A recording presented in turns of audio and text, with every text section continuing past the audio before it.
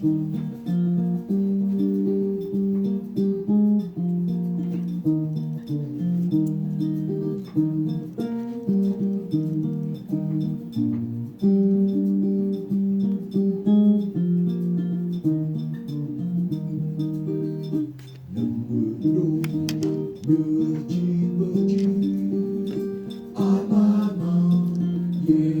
Kyle, good morning, good afternoon, or good evening.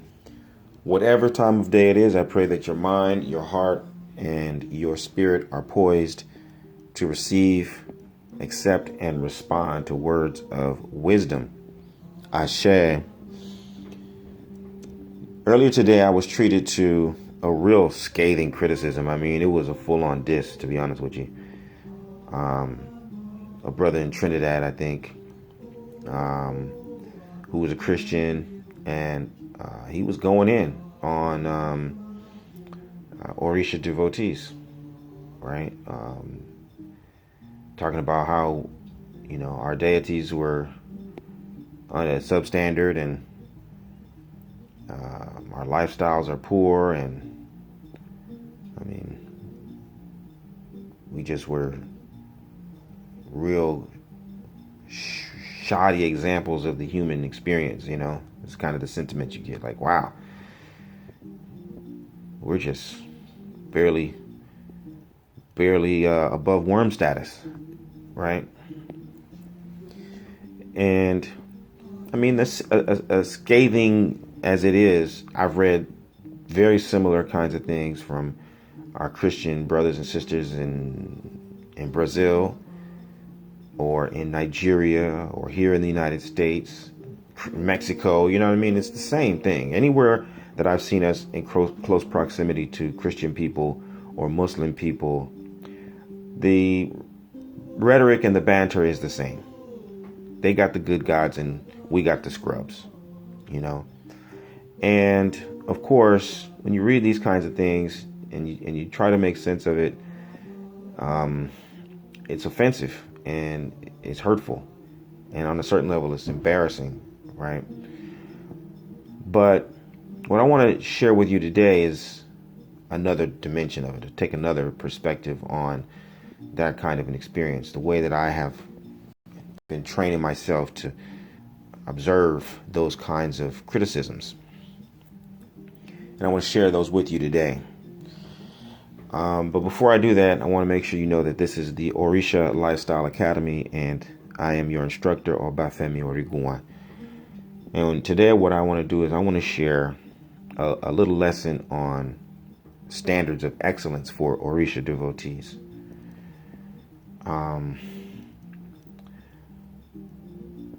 When I look at what other people have to say about us, Christians, Muslims in particular, they seem to be the most vocal. What I do is I look at the truth in what they say, right? How true is that? I may not like it, I may not want it to be true, but how true is it that our people live in squalor? How true is it that our people are, undereducated and underrepresented in matters of state and matters of business and commerce?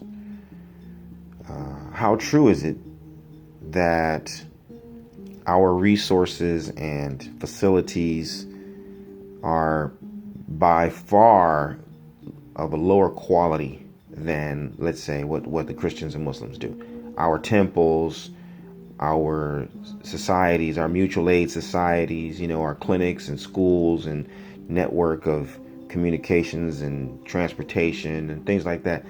How competitive are we in the job market? Like, can we employ one another? Can we build homes for one another? Do we have a banking system for one another?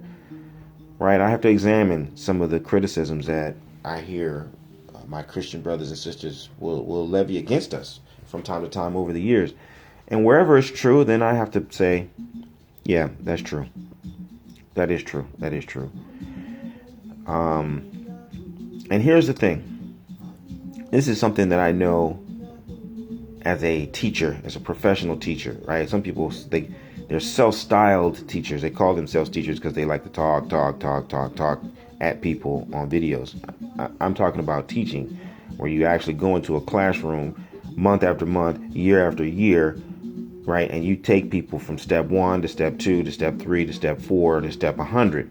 I'm that kind of a teacher. Assignments, grades, tests, papers, etc. And something that I know as a teacher, and in particular as a language teacher, all right? What I know as a teacher is that you have to get feedback. You have to get evaluation. Someone's got to tell you all the places where you're not making the mark. Someone has to tell you all the facets of your presentation that are missing, right? Where there's holes, where there's inconsistencies or contradictions that totally take away from the message or refute what it is you're trying to say. Someone needs to bring you into reality. Okay? Otherwise, you can't grow. You cannot progress. You cannot get better. You cannot achieve greatness if you cannot come to grips with reality.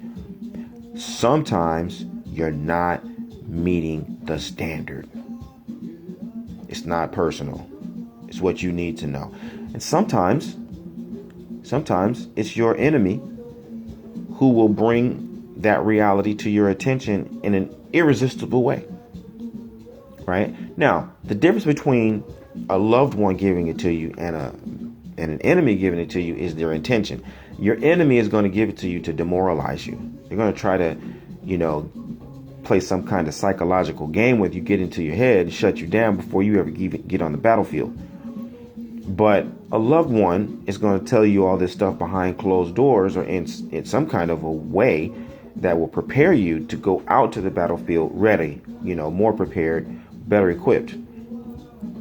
So the reason why I'm framing it that way is because a lot of time I see our people take criticism personally.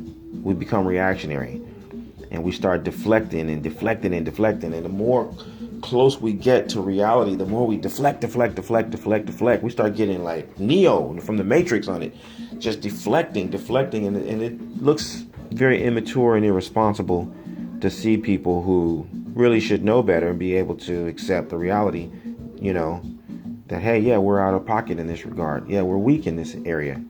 To see people who really should be able to take that stance, either, shut down or go into this really relentless deflection mode.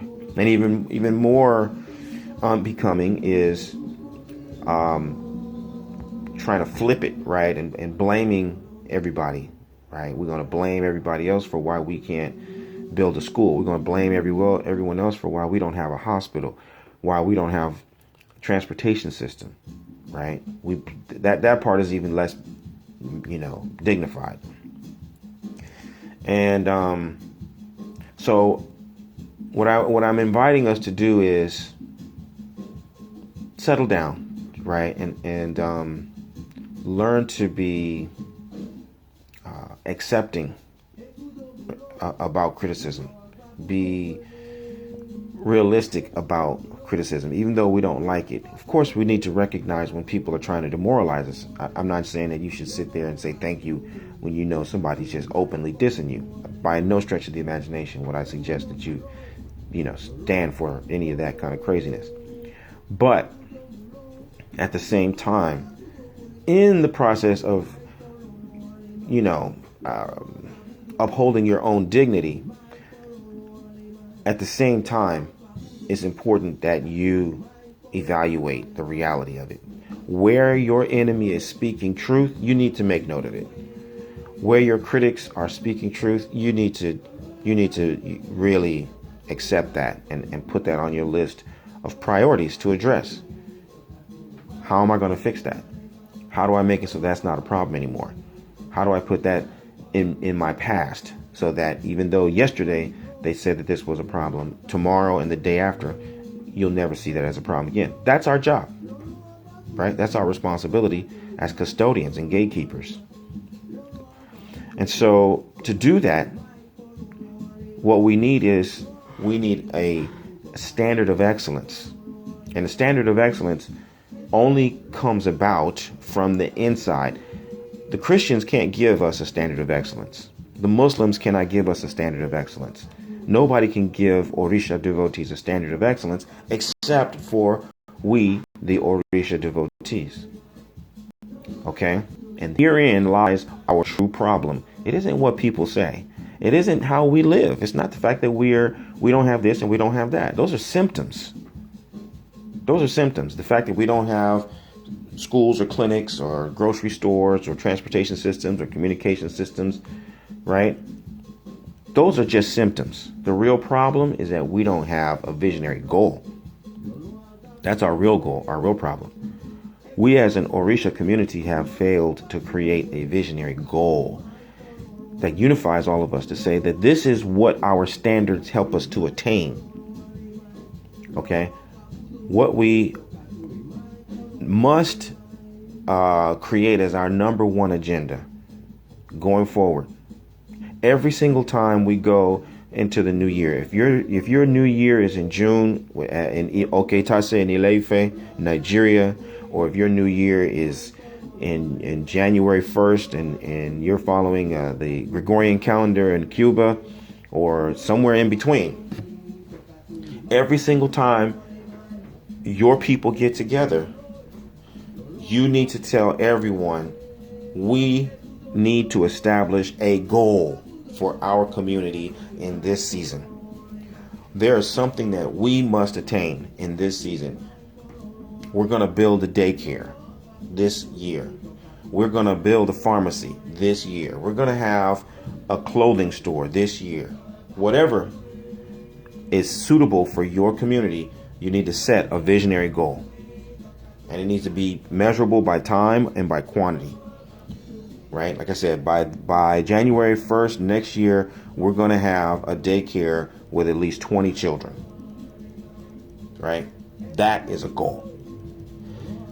By having that goal in place that everybody understands and agrees to, then it's going to be easier for you to set standards of excellence that help you to achieve that goal. And everywhere you hear people giving you correction and adjustment and suggestions, you're going to be able to listen and filter those responses according to your goal and the standards that you have set for your community. Okay? Standards of excellence insulate you from mediocrity. They insulate you from going off on tangents and chasing down every, criticism or disparaging remark from whichever knucklehead who's passing by at the moment. Standards of excellence are a magnificent form of medicine. All right. So what I want to do is I want to encourage each and every one of you, whatever spiritual community you're a part of, start looking for evidence of a goal.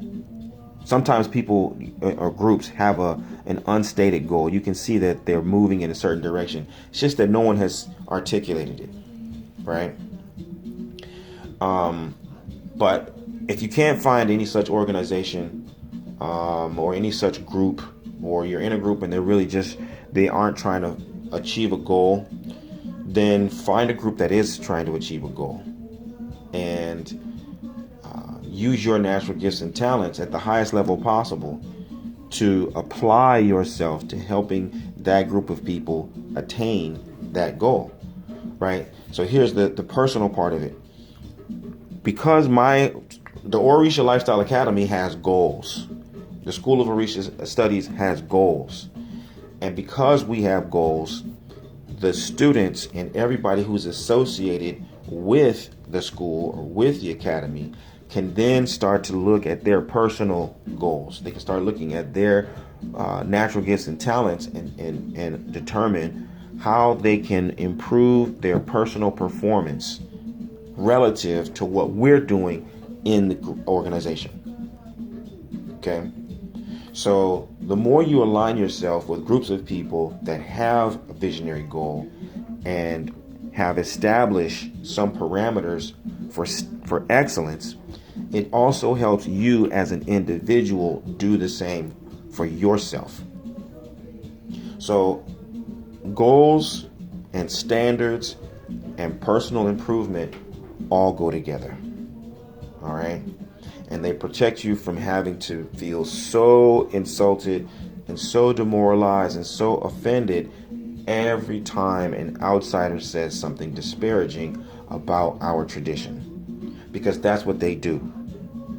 At the end of the day, what you got to understand about the Christians, about the Muslims, it's built into their program, it's baked into their cake. They are supposed to fight against other people. That's their conditioning. They have a name for people who don't believe like them, and they have a mandate that is written into their sacred text that says that this is what you do when you come in contact with people who don't have the same religion as you do. That's what they're going to do. It's a guarantee. So being offended by them, being angered by them, being demoralized by them is an exercise in futility, because it's a guarantee they are going to address you in a certain way. They are going to consider your belief systems in a certain way. You can't escape it. That's their training. That's the basis of their whole institution. So you got to accept that. You got to accept that. And you got to make your determination of how close you're going to be with those people.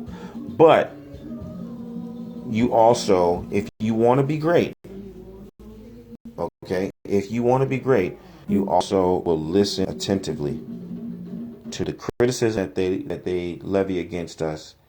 And wherever it's true, you got to ask yourself, why is this true? How has it become the case?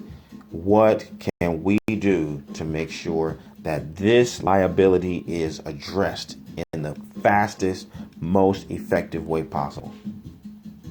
That way you can listen dispassionately, you can take notes, and you may even be able to keep yourself in the conversation long enough to get their advice. Imagine that. How would you solve that problem? Right? That's a good open question. How would you solve that problem?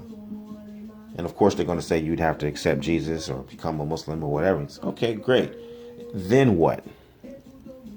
Right? And if they're talking flim flam that somehow you're going to start walking on water and seeing through walls, then you can, file that as the gibberish that it is. But if they start giving you some step-by-step tactical instructions on how you go from point A to point B, hey, then you listen attentively. You take notes and you thank them and you keep moving. You bring that home and we start building with it. Okay? There's something to be learned from your enemy. If you intend to win, if you intend to conquer, if you intend to achieve your best, you learn the lessons where they come and you apply them and test them and vet them for their viability. That's what, excellence is all about. And so I myself am always looking for leaders. I'm looking for people who want to improve the world through positive change. I'm looking for people who are devoted to improving their personal lives as well as the lives of the people who they are destined to serve. If that's you, then I invite you to check out the Orisha Lifestyle Academy and the School of Orisha Studies, so that we can start figuring out ways to help you live the medicine that will heal your life and heal the lives of those who you're destined to serve. Until then, stay well and be blessed. Bye for now.